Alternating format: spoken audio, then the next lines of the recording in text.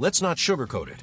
Meghan Markle is at it again, testing the rules, pushing the limits, and, depending on who you ask, mocking the very agreements she and Prince Harry signed when they stormed out of royal life. And now, whispers are echoing through palace walls that the patience of one man has finally run out. Not King Charles, not courtiers hiding behind mahogany doors, but Prince William, the heir to the throne, the man destined to wear the crown. And insiders claim he's preparing to make the most explosive move yet, stripping Harry and Meghan of their royal titles once and for all. The royal family, and crucially Prince William, who is looking more and more like the only adult in the room willing to take action and restore some dignity to the monarchy. I'm Nana Aquia, and if you're as tired as I am of the Sussex circus, you'll want to pay attention because this latest episode is more than just another headline. It's about respect, accountability and the future of the royal family. And let's be honest, it's about time someone called out Meghan for what this really is. Tonight, we're diving deep into the Sussex saga, the jam baskets, the HRH signatures, the palace fury, and the ticking time bomb of William's response. Because this isn't just about petty titles. This is about respect. It's about survival. And if the rumors are true, it's about the biggest royal showdown since Diana's tell-all shook the world. Stay tuned, because by the end of this, you'll see why this one move could define the future of the monarchy. To understand the storm, we need to rewind to that frosty January of 2020, the so-called Sandringham Summit. On a bleak winter's day, Queen Elizabeth summoned her family to Norfolk for what would become one of the most consequential royal meetings in living memory. Picture the scene. The Queen immovable as stone, decades of experience etched into every gesture. Charles, cautious and calculating, already rehearsing what his reign might look like.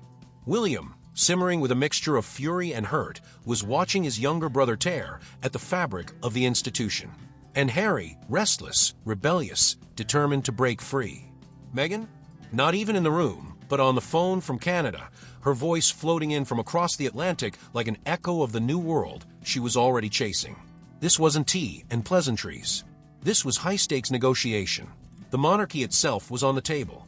And out of that summit came a compromise crafted with surgical precision. Harry and Meghan could keep their Duke and Duchess titles, yes. That much would remain, a nod to their bloodline, their place in the family tree. But there was a razor-sharp caveat.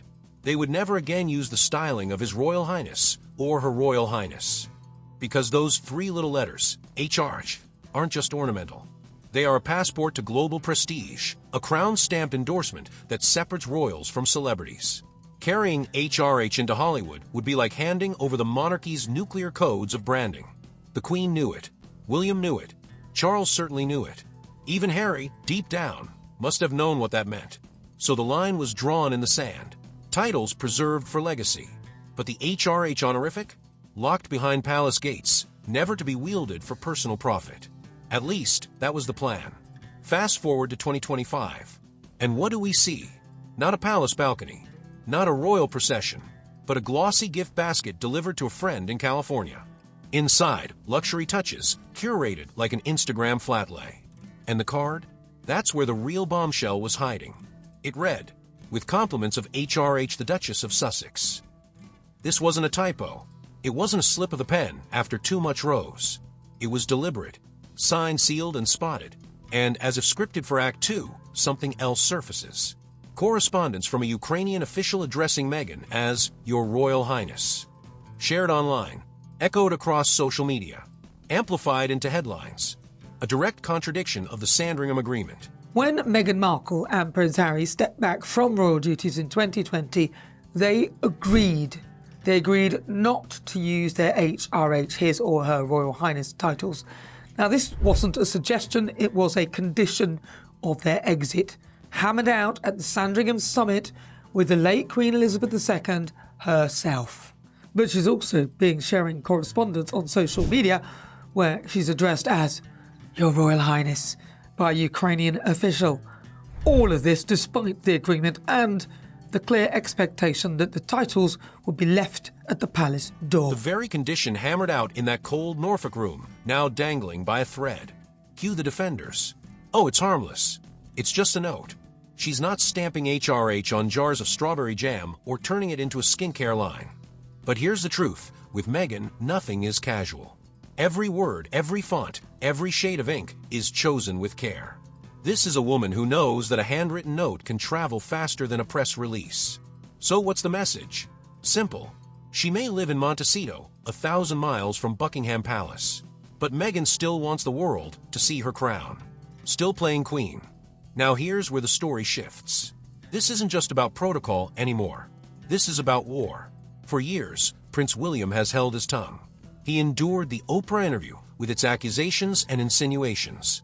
He watched the Netflix documentary where the Sussexes painted the palace as cold and cruel. He even swallowed the memoir, page after page of icy jabs, not just at him, but at his wife, at his father, at the very institution he was raised to protect. Through it all, William did what Windsor men are trained to do. He stayed silent. He stayed stoic. Publicly calm, privately seething. But now insiders are whispering. This latest HRH stunt, this quiet rebellion scribbled on a gift card, could be the breaking point. The last straw. Because for William, this isn't about irritation anymore. It's not about sibling rivalry or hurt feelings, or who said what on American television. It's about survival.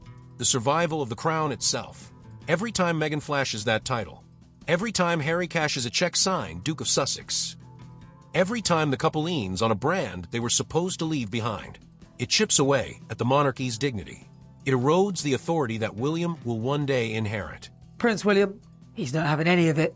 Insiders say that he is incensed by Meghan's antics and is determined to take action when he becomes king. I can't wait for that.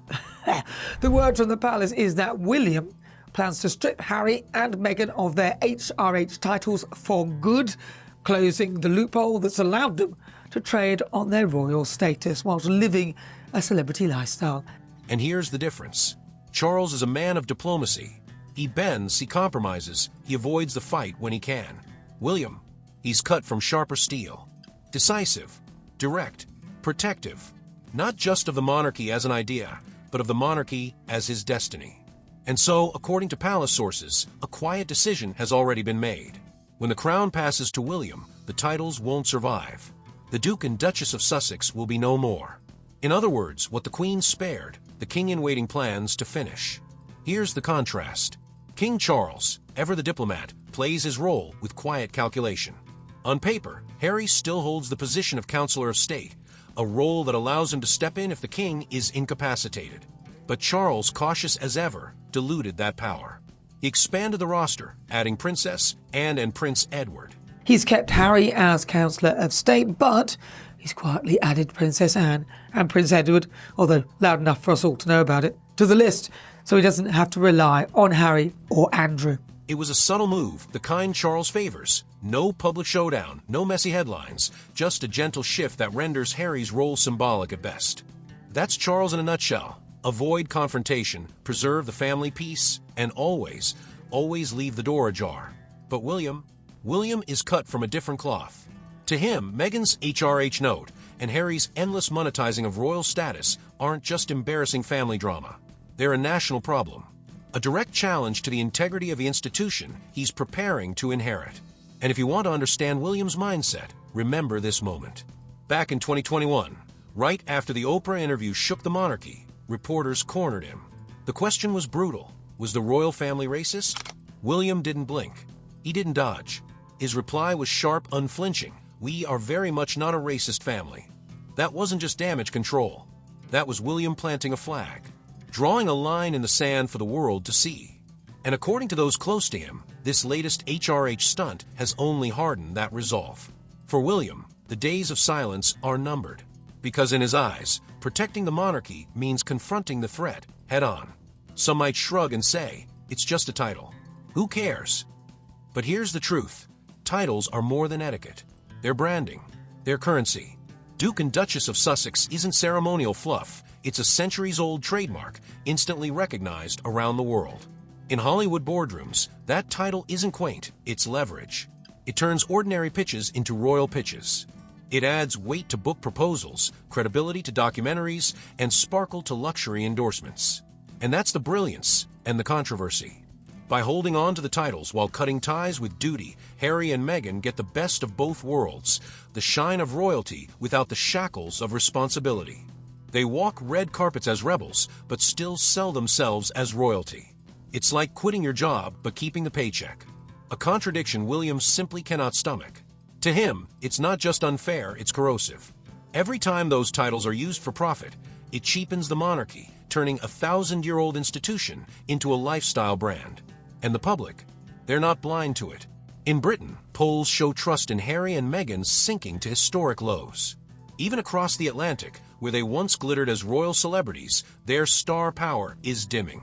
The longer this goes on, the more people see the titles not as legacy, but as props. Across pubs, tabloids, and talk shows, the sentiment is the same. Enough is enough. The British public, once swept up in the Sussex fairy tale, the glamorous wedding, the promise of modern royalty, now feels duped. What started as a love story has morphed into a soap opera, broadcast not from Windsor, but from Montecito. And people are exhausted. They're tired of the contradictions, tired of the victim narratives, tired of the endless drama exported across the Atlantic like it's another binge-worthy series. Every time Meghan demands privacy only to release a glossy Netflix special, the credibility gap widens. Every time Harry denounces the monarchy but still sells himself as Prince Harry, the hypocrisy becomes impossible to ignore. The brand they built is fraying, and the public isn't buying the script anymore. And here's the part William understands better than anyone. In this climate, acting against the Sussexes wouldn't just be a family matter, it would be popular. For a future king, that matters. It aligns duty with public opinion, and in the monarchy, that's political gold. Because at the end of the day, the crown doesn't just survive on tradition, it survives on trust. And William knows that trust is what Harry and Meghan are burning fastest. But here's the danger. Stripping Harry and Meghan of their titles isn't some tidy, bureaucratic adjustment, it's the nuclear option. To make it happen would require either an act of parliament or the decisive stroke of a monarch's pen. And the fallout? Potentially catastrophic. Picture the headlines. Meghan, teary-eyed on the talk show circuit, was painting herself as the victim of palace cruelty. Harry, penning yet another memoir, this one branded not as spare but as betrayed, casting his brother as the villain who shut the door for good. Overnight, Hollywood stars and sympathetic media outlets would rush to their side, turning the Sussexes into martyrs of modern monarchy. It could spiral into a full-scale transatlantic war of words, palace press offices versus Hollywood studios, royal silence versus streaming platforms pumping out revenge content. And yet, according to Palace Whispers, William is calculating that the greater danger lies in doing nothing. The monarchy cannot afford another decade of California drama, undermining its credibility. That silence, once seen as dignified, now risks looking like weakness. In his view, the crown must be defended, even if the price is his brother, even if the move ignites a media firestorm. Because for William, the question isn't will it be messy? The question is, which mess can the monarchy survive? And here's the part nobody's talking about, legacy. Because years from now, when the documentaries are made, they won't waste time debating which biscuits were served at Clarence House, or how many minutes the meeting lasted. They'll show the footage of Harry walking out, tight-lipped and empty-handed. They'll linger on the image of Charles, calm and composed, while his son stormed past the cameras. Because legacies aren't built on flowery speeches or press releases. They're built on snapshots, moments so sharp they cut into history. For Charles, the optics are already set in stone. A monarch choosing crown over conflict, stability over scandal. For William, though, the stakes are different. The danger is that Harry's defiance, the image of the estranged prince, forever knocking on doors that won't open, becomes the defining symbol of the modern monarchy. And if William acts, if he does what his father will not, if he strips his own brother and sister-in-law of their titles, that moment won't just be another chapter. It will be a line etched into the story of his reign. Bold, divisive, but unforgettable. Because kings are remembered not for the battles they avoid, but for the battles they choose to fight. So here we are. The day of reckoning for the Sussex titles is coming. Now I want to hear from you. Should Harry and Meghan be stripped of their titles? Or would that just hand them more ammunition to play the victim card? Drop your thoughts in the comments, and don't forget to like, subscribe, and hit that notification bell so you never miss the latest royal drama right here on The Tatler.